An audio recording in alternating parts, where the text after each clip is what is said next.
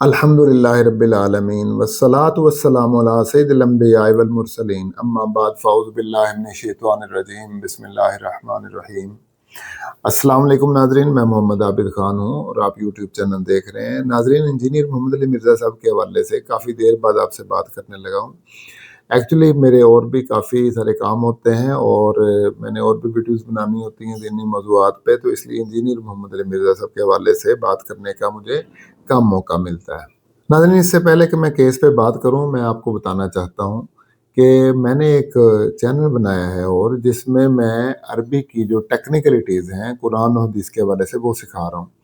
तो अगर आप टेक्निकली अरबी को समझना चाहते हैं, कुरान और हदीस की अरबी को, यानी टेक्निकलिटीज़ का मतलब क्या है कि जो कुरान पाक और अहादीस के अंदर अल्फाज हैं, उनके मानी के अंदर बहुत टेक्निकलिटीज़ होती हैं, उसको समझना चाहते हैं, या आप बगैर ज़बर ज़ेर के अरबी इबारत को पढ़ना चाहते हैं कुरान मजीद की और अहादीस की, और उनका मफ़हूम समझना चाहते हैं, तो आप उस चैनल को ज़रूर सब्सक्राइब कीजिएगा। वहाँ पे मैं सिर्फ़ टेक्निकल वे में बात कर रहा हूँ, क्योंकि इस चैनल पे मैं टेक्निकल वे में बात नहीं कर सकता, तो इसलिए मैंने उसके लिए एक अलग चैनल बनाया हुआ है। अब आते हैं इंजीनियर मोहम्मद अली मिर्ज़ा साहब के केस के हवाले से। बहुत बड़ी कामयाबी हासिल हुई है इंजीनियर मोहम्मद अली मिर्ज़ा साहब के वकला को, और बहुत बड़ी खुशखबरी है ये इंजीनियर मोहम्मद अली मिर्ज़ा साहब के जो फॉलोअर्स हैं, उनके जो स्टूडेंट्स हैं, उनके लिए कि हाई कोर्ट ने केस को रिव्यू के लिए सेशन कोर्ट दोबारा भेज दिया। अच्छा, अब रिव्यू का मतलब क्या है? रिव्यू का मतलब ये है कि जो डॉक्यूमेंट्स लगाए हुए हैं इंजीनियर मोहम्मद अली मिर्ज़ा साहब के वकाला ने, उन डॉक्यूमेंट्स का दोबारा मुताला करें और उनको मद्देनज़र रखते हुए फ़ैसला दें। अब नाज़रीन, डॉक्यूमेंट जो हैं वो 3 तरह के हैं। एक तो एफ़आईआर है, ठीक है? और उसकी वीडियोज़ जो भी होंगी।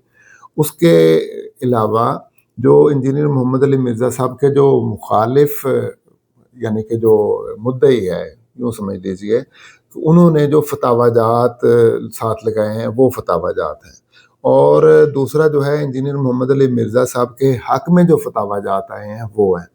और फिर वो जो एंटी क्राइस्ट का लफ़्ज़ है या जो दज्जाल का लफ़्ज़ है, क्रिश्चियन लिटरेचर में इस्तेमाल किया गया है इंजीनियर मोहम्मद अली मिर्ज़ा साहब के वकला ने, उसके रेफ़रेंसेस, उसके प्रूफ़ जो हैं वो लगाए हैं। वो तकरीबन काफ़ी सारे सफ़हात हैं, 75 या 90 के करीब वो सफ़हात हैं, वो सारे लगाए हुए हैं। अब जब उन सारे डॉक्यूमेंट्स का सेशन कोर्ट मुताला करेगी, यानी हाई कोर्ट के सामने वो सारे डॉक्यूमेंट रखे गए, तो हाई कोर्ट के सामने जब डॉक्यूमेंट रखे गए, तो हाई कोर्ट के जो जजेस हैं ऑनरेबल, वो तो हैरान रह गए कि ये जो मामला है, ये इसमें तो केस में कोई जान ही नहीं है।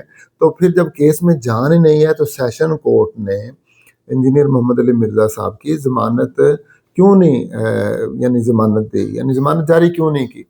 तो ये हैरानगी वाली बात थी हाई कोर्ट के लिए। तो उन्होंने बजाय इसके कि वो ज़मानत जारी करते, उन्होंने सेशन कोर्ट को दोबारा केस रिव्यू के लिए भेज दिया कि आप सेशन कोर्ट के जजेस को ये, यानी कि उन्होंने पैगाम दिया कि आप इस तरह करें कि इन सारे डॉक्यूमेंट का दोबारा मुताला करें और दोबारा मुताला करके केस को रिव्यू करें और दोबारा इनको मद्देनज़र रखते हुए फ़ैसला दें। ज़ाहिर है सेशन कोर्ट जो है अब प्रेशर में नहीं होगा। पहले तो उन्होंने प्रेशर में फ़ैसला दिया, और प्रेशर किस चीज़ का था? इस्लामी नज़रियाती कौंसल का। अब इस्लामी नज़रियाती कौंसल की जो वो राय थी, या जिसको वो खुद से फ़ैसला कहते हैं सो कॉल्ड, तो उस फ़ैसले का एक प्रेशर था सेशन कोर्ट पे। अब उसका भी प्रेशर था, और फिर जो दूसरे मुखालिफ उलमा हैं, उनका भी बहुत ज़्यादा प्रेशर था। तो सेशन कोर्ट ने प्रेशर में आके ज़मानत को ख़ारिज किया था। अब जो इस्लामी नज़रियाती कौंसल वाला फ़ैसला है, वो तो हाई कोर्ट में चैलेंज हुआ है। अब उसमें जो इंजीनियर मोहम्मद अली मिर्ज़ा साहब के जो कौंसल है, उन्होंने दरख्वास्त दी हुई है फ़रीक बनने की। अब यहाँ पे थोड़ा-सा टेक्निकली मैं बात करना चाहता हूँ कि इंजीनियर मोहम्मद अली मिर्ज़ा साहब के जो वकला हैं, जो हाफ़िज़ उमर अयूब साहब, बड़े कॉम्पिटेंट वकील हैं, लेकिन इस मामले में वो थोड़ा-सा मतलब कि गफ़लत बरत रहे हैं। इस्लामी नज़रियाती कौंसल के फ़ैसले को चैलेंज करने के लिए उन्होंने बहुत देर लगा दी, اور وہ اعتراضات آگے، اور ان اعتراضات کو انہوں نے مطلب کہ وہ اعتراضات لگنے نہیں چاہیے تھے، بڑا سوچ سمجھ کے کرنا چاہیے تھا، لیکن چلیں وہ اعتراضات لگ گئے۔ لیکن میں نے حافظ عمر ایوب صاحب کا بیان سنا، وہ کہتے ہیں کہ میں اس کو اتنی امپورٹنس نہیں دیتا۔ بھائی آپ کیوں نہیں امپورٹنس دیتے؟ امپورٹنس ہے نا، ایک فیصلہ آ گیا یا ایک رائے دے دی گئی اسلامی نظریاتی کونسل کی طرف سے، مان لو کہ وہ جو سائبر کرائم ایجنسی ہے اس نے غلط طریقے سے وہ گئے، غیر قانونی طور پہ وہ گئے ان کے اسلامی نظریاتی کونسل کی طرف، اور اسلامی نظریاتی کونسل کا یہ ڈومین ہی نہیں تھی، بنتا ہی نہیں تھا فیصلہ دینا، لیکن ایک فیصلہ آ گیا، اب اس کی امپورٹنس ہے۔ آپ کو یہ بات سمجھ جانی چاہیے تھی کہ یہ کیس یہ 100% قانونی کیس نہیں ہے، اس میں یعنی کہ اور نوعیت کا کیس ہے، اس میں عوام کا بھی بڑا عمل دخل ہے، اس میں علماء کا بھی بہت عمل دخل ہے۔ تو اسلامی نظریاتی کونسل میں تو سارے بیٹھے علماء ہیں، اور وہ 17 اراکین نے ایک رائے دی، اس رائے کی بڑی امپورٹنس ہے، اور جب تک اس کو ہائی کورٹ میں آپ کالعدم قرار نہیں دلواتے، اس وقت تک دوبارہ پھر سیشن کورٹ کے لیے ایک مسئلہ ہوگا انجینئر محمد علی مرزا صاحب کی ضمانت دینا۔ تو میری رائے یہی ہوگی کہ آپ اس کو امپورٹنس دیں، ہائی کورٹ میں وہ اعتراضات جو لگے ہوئے ہیں ان اعتراضات کو دور کر کے اس کا فریق بنے، اس کیس میں انجینئر محمد علی مرزا صاحب کو فریق بنائیں، اور اسلامی نظریاتی کونسل کا فیصلہ کالعدم قرار دلوائیں۔ جب آپ اسلامی نظریاتی کونسل کا فیصلہ کالعدم قرار دے دیں گے اور سیشن کورٹ میں اس فیصلے کی کاپی لگائیں گے ساتھ، تو آپ کا کیس بہت مضبوط ہو جائے گا، اور پھر سیشن کورٹ کے لیے کوئی چارہ کار نہیں ہوگا سوائے اس کے کہ وہ انجینئر محمد علی مرزا صاحب کو ضمانت دے دیں۔ یہ جناب یہ اسٹریٹجی ہونی چاہیے آپ کی، اور مجھے امید ہے کہ یہی اسٹریٹجی آپ کی ہوگی، اور اس طرح اگر آپ چلیں گے تو پھر سیشن کورٹ کے لیے فیصلہ کرنے میں آسانی ہوگی انجینئر محمد علی مرزا صاحب کے حق میں۔ ناظرین یہ تو تھی اب تک کی اپڈیٹ، کچھ مشورہ تھا میں دینا چاہتا تھا حافظ عمر ایوب صاحب کو، وہ مشورہ بھی میں نے دے دیا۔ اب آتے ہیں انجینئر محمد علی مرزا صاحب کے مخالفین کی طرف۔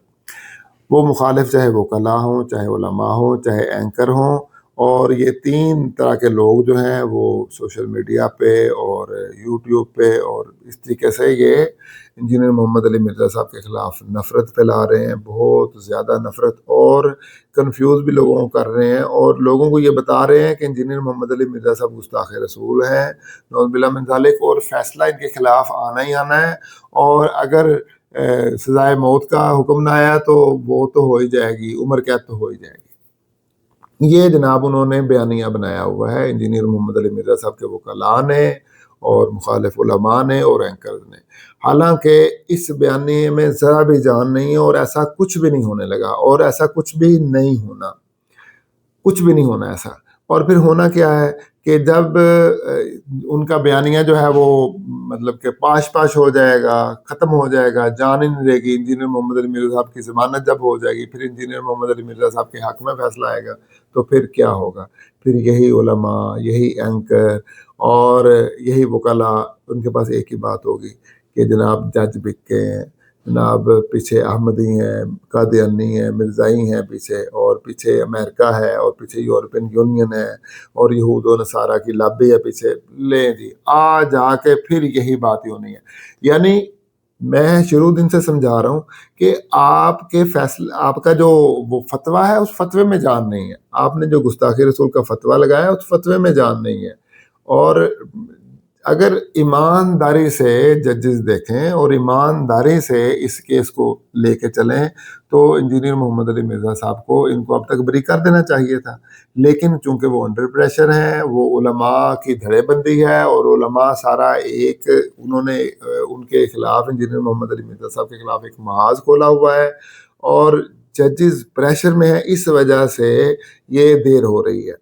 لیکن آخر ہونا کیا ہے؟ آخر کار انجینئر محمد علی مرزا صاحب نے باعزت بری ہی ہونا ہے، اور پھر آپ دیکھیے گا کہ یہی علماء، یہی اینکر حضرات، یہی وکلاء یہ دوبارہ الزام دھریں گے قادیانیوں پہ، اور امریکن لابی پہ، یہودی لابی پہ، عیسائی لابی پہ۔